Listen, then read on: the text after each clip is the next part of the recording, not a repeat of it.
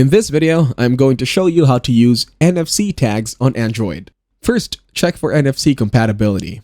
So go to Settings and tap on Connected Devices. After that, go to Connection Preferences and select NFC. If you don't see NFC, your device might not support it. Toggle the NFC switch on. Next, purchase blank NFC tags online or at electronic stores. After that, download an NFC writing application. Popular options include Trigger, NFC Tools, and NFC Tag Writer by NXP. Then write actions to tags. Open the application and follow its instructions to write data to the tag. Common actions include opening a specific app or website, turning on Wi-Fi or Bluetooth, setting an alarm or timer, sharing contact information, or triggering smart home actions. Lastly, hold your phones back near the tag until you feel a vibration or hear a confirmation sound. The programmed action should execute automatically. If this tutorial was helpful, please subscribe and like the video.